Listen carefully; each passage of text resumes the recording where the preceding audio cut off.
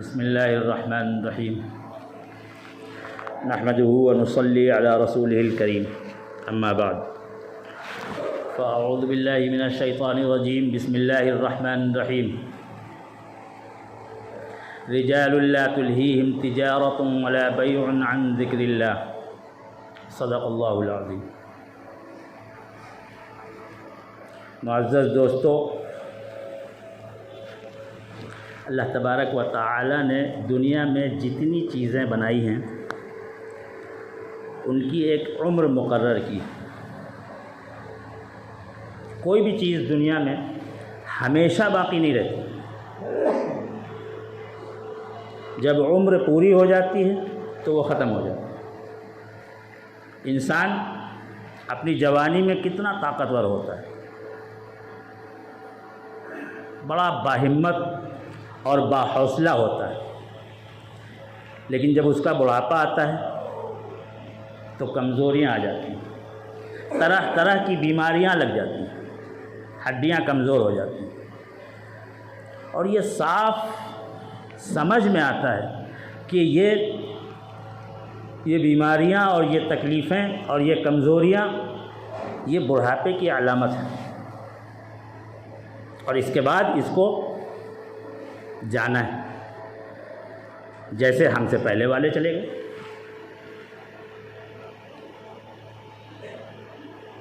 اس دنیا میں جو بھی آیا ہے اس کو اپنی زندگی گزارنے کے بعد دنیا سے جانا ہے۔ اب اس فلسفے کو سمجھنا ہے کہ دنیا میں آیا کیوں ہے انسان۔ ہم دنیا میں آئے ہیں اپنی آخرت بنانے کے لیے، اور بالآخر ہمیں سب کو جانا ہے، اور جو دنیا سے چلا گیا اس کی قیامت آ گئی، کیونکہ قیامت جب آئے گی تب آئے گی، یا تو اللہ کو معلوم ہے کہ کب آئے گی، لیکن جو دنیا سے چلا گیا اس کی قیامت آ گئی۔ اللہ کے رسول صلی اللہ علیہ وسلم نے فرمایا من مات فقد قامت قیامت، جس کی موت آ گئی اس کی قیامت آ گئی، اس کا وقت ختم ہو گیا۔ اب وہ عبادت نہیں کر سکتا، اب وہ صدقہ نہیں کر سکتا، اب وہ دنیا میں واپس آ کر کے اللہ کا نام نہیں لے سکتا۔ تو ہماری قیامت تو ہماری موت ہے۔ اب اس کے بعد دنیا کتنے دن بھی باقی رہے ہمارے کس کام کی؟ ہم تو کچھ نہیں کر سکتے، ہمارا تو وقت پورا ہو گیا، اور یہ قیامت بہت قریب ہے۔ ہماری موت ہماری قیامت ہے، اور یہ بہت قریب ہے، کبھی بھی آ سکتی ہے، کسی کو بھی آ سکتی ہے، اور اس کے لیے بوڑھا ہونا بھی شرط نہیں ہے کہ جب بوڑھا ہوگا تب دنیا سے جائے گا۔ بہت سے جوان بھی چلے جاتے ہیں، چلتے پھرتے چلے جاتے ہیں، رات میں سوتے ہیں صبح کی پلاننگ کر کے کہ یہ کام کرنے ہیں، اور صبح نہیں ہوتی، سوتے رہ جاتے ہیں۔ اللہ سب کی حفاظت فرمائے، اچانک کی موت سے اللہ حفاظت فرمائے۔ تو میرے دوستو، سمجھداری اور عقل مندی یہ ہے کہ ہم اپنے سارے کاموں کے ساتھ بہت اہتمام کے ساتھ اپنے آخرت کی فکر کریں، اللہ کو راضی کرنے کی فکر کریں، کیونکہ یہ نہیں سوچا جا سکتا کہ جب فرصت ملے گی تب اللہ کو راضی کریں گے۔ فرصت کب ملے گی؟ کبھی فرصت نہیں ملتی۔ اگر انسان کو 1000 سال کی بھی زندگی مل جائے، اللہ نے دنیا کو ایسا بنایا ہے اور دنیا کا سیٹ اپ ایسا تیار کیا ہے کہ انسان کو کبھی فرصت نہیں ملتی۔ فرصت تو ملتی ہے جب موت آتی ہے، اور جو طے کر لیتا ہے کہ مجھے وقت نکالنا ہے اپنے کاموں کے درمیان، اپنی تجارت کے درمیان، اپنی نوکریوں کے درمیان، اللہ کو راضی کرنے کے لیے وقت نکال لیتا ہے جو آدمی طے کر لیتا ہے۔ اور اللہ نے اپنے مقبول بندوں کے متعلق قرآن پاک میں ارشاد فرمایا فی بیوت اذن اللہ ان ترفع ویذکر فیہا اسمہ یسبح لہ فیہا بالغدو والآصال رجال لا تلہیہم تجارۃ ولا بیع عن ذکر اللہ واقام الصلاۃ وایتاء الزکاۃ۔ اللہ نے اپنے نیک بندوں کا تذکرہ کیا ہے کہ ان کا مسجدوں کے ساتھ خاص تعلق ہوتا ہے، ان کا دل مسجدوں میں اٹکا ہوتا ہے، وہ مسجد میں آ کر کے اللہ کی پاکی بیان کرتے ہیں، اللہ کی عبادت کرتے ہیں، اور ان کا حال یہ ہوتا ہے کہ ان کے کام آڑے نہیں آتے، ان کا کاروبار، ان کے خرید و فروخت، ان کے دوسرے کام ان کو اللہ کی یاد سے غافل نہیں کرتے۔ اللہ نے یہ بتلایا کہ وہ ہر وقت مسجدوں میں نہیں رہتے، وہ وقت وقت پر مسجد آتے ہیں، وہ تجارت بھی کرتے ہیں، وہ ملازمتیں بھی کرتے ہیں، وہ کارخانے بھی چلاتے ہیں، وہ اپنے بچوں کو بھی دیکھتے ہیں، لیکن اس سب کے ساتھ ساتھ وہ اللہ کی یاد کے لیے وقت نکالتے ہیں، ان کو یاد رہتا ہے، ان کو اپنی آخرت کی فکر رہتی ہے۔ یخافون یوما تتقلب فیہ القلوب والابصار، ان کو اس دن کا ڈر لگا رہتا ہے جب دل بھی پلٹ جائیں گے اور آنکھیں بھی پلٹ جائیں گی۔ ایک آدمی ٹرین میں سفر کرتا ہے، وہ کھاتا بھی ہے، پیتا بھی ہے، سوتا بھی ہے، سارے کام کرتا ہے، باتھ روم بھی جاتا ہے۔ اب تو ٹرینوں کے اندر اپنے لیپ ٹاپ لے کر کے چلتے ہیں، اپنے کاروبار کا کام بھی کرتے ہیں، ہوم ورک کا سسٹم چالو ہو گیا ہے، وہ سارے کام کرتے ہیں، لیکن ہر وقت اس کا دل لگا رہتا ہے کہ میرا اسٹیشن کب آئے گا، مجھے کب اترنا ہے، کہاں اترنا ہے، ہر وقت فکر لگی رہتی ہے۔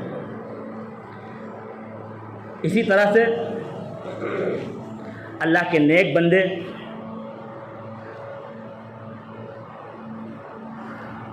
جن کو یہ فکر رہتی ہے کہ مجھے اپنی آخرت بنانی ہے، مجھے اپنے اللہ کو راضی کرنا ہے، وہ ان کا دل ہر وقت لگا رہتا ہے کہ مجھے اپنے سارے کام کرنے ہیں، وہ دنیا کے کاموں کو نہیں چھوڑتے، وہ سارے کاموں کو، دنیا کو برتتے ہوئے، سارے کاموں کو کرتے ہوئے ہر وقت ان کا دل لگا رہتا ہے کہ میں دنیا میں آیا ہوں اپنی آخرت بنانے کے لیے، اپنے اللہ کو راضی کرنے کے لیے، اس کا مجھے حساب دینا ہے۔ کہیں ایسا نہ ہو کہ کوئی کام ایسا ہو جائے کہ جس سے اللہ ناراض ہو جائے، کیونکہ اگر اللہ ناراض ہو گئے تو میرا تو سارا کام بگڑ جائے گا، اور اللہ راضی ہے مجھ سے تو دنیا کی کوئی طاقت میرا کچھ نہیں بگاڑ سکتی۔ اللہ تعالیٰ اس کا یقین دے ہم کو۔ تو میں یہ عرض کر رہا تھا کہ دنیا کی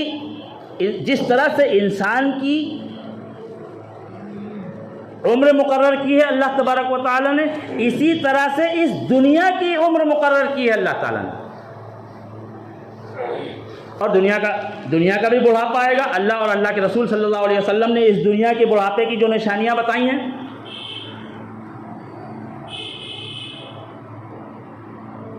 اللہ کے رسول صلی اللہ علیہ وسلم نے ارشاد فرمایا اُعِثْتُ أَنَا وَالسَّاعَةُ كَهَاتَيْنِ، جس طرح سے یہ دو انگلیاں اٹھا کر کے اللہ کے رسول صلی اللہ علیہ وسلم نے کہ یہ جو دو انگلیاں ہیں اتنی قریب قریب ہیں، میرے اور قیامت کے درمیان بس اتنا فاصلہ ہے، یعنی میں آیا بس اس کے بعد یہ قیامت آئے گی۔ ہمارا کیلنڈر میں جو 1000 سال ہوتا ہے نا، 1000 سال اللہ کے تکوینی نظام کا وہ ایک دن ہوتا ہے۔ اللہ نے فرمایا کہ تمہارے کیلنڈر کا، تمہاری یہ دنیا کا 1000 سال میرے حساب سے ایک دن ہوتا ہے۔ اور اللہ کے رسول صلی اللہ تعالیٰ علیہ وسلم کو تشریف لائے ہوئے ابھی 1500 سال نہیں ہوئے، اس حساب سے 1.5 دن ہونے کو ہیں۔ اور یہ جو 2 انگلیوں کا اشارہ کر کے اللہ کے رسول صلی اللہ علیہ وسلم نے فرمایا یہ میری آمد ہے اور یہ قیامت ہے۔ کیوں؟ اللہ کے رسول صلی اللہ تعالیٰ علیہ وسلم کی آمد قیامت کی سب سے بڑی نشانی ہے۔ اللہ تبارک و تعالیٰ نے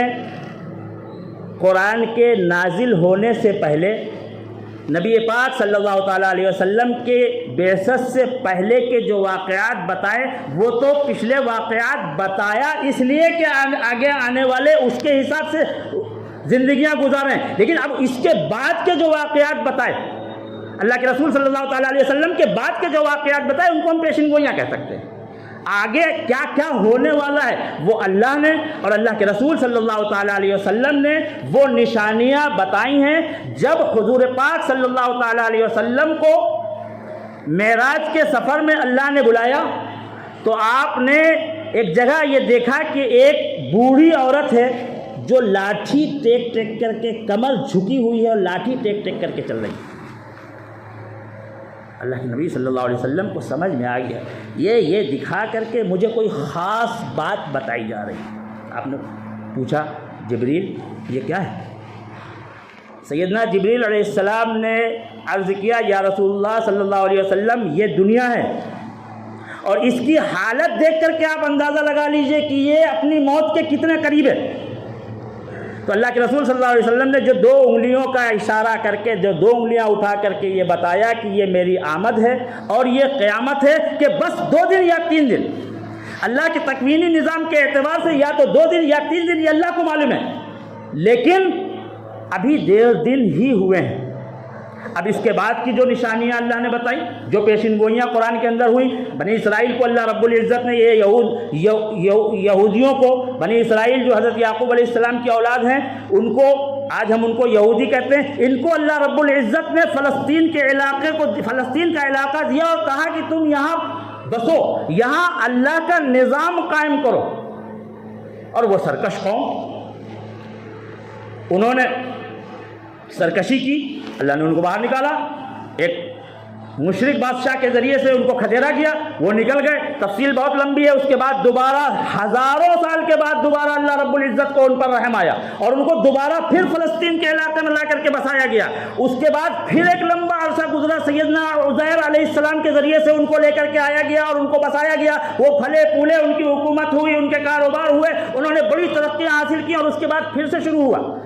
نافرمانیوں کا دور، پھر انہوں نے نافرمانیاں کی، اللہ رب العزت نے ان کو پھر سے نکال دیا، اور نکالنے کے بعد سینکڑوں سال بلکہ ہزاروں سال کے بعد پھر ابھی پچھلی صدی میں، ابھی اسی صدی میں کتنے دن ہوئے کہ ایک ہم کو لگتا ہے کہ سازش کے تحت ان کو لا کر کے فلسطین میں پھر سے بسایا گیا ہے۔ اس سے پہلے ایک گھر بھی نہیں تھا، کسی یہودی کا کوئی گھر نہیں تھا۔ اللہ رب العزت نے قرآن کے اندر یہ اعلان کیا ہے کہ ہم اب جب دنیا کی تباہی کا وقت آئے گا تو ایک مرتبہ یہود کو پھر سے یہاں بسائیں گے اور پوری دنیا سے گھسیٹ کر کے لا کر کے یہاں بسائیں گے۔ وہ ہم دیکھ رہے ہیں، انشاءاللہ یہ بات جاری رہے گی۔ ابھی اس وقت اتنا ہی کافی ہے۔ وآخر دعوانا الحمدللہ رب العالمین۔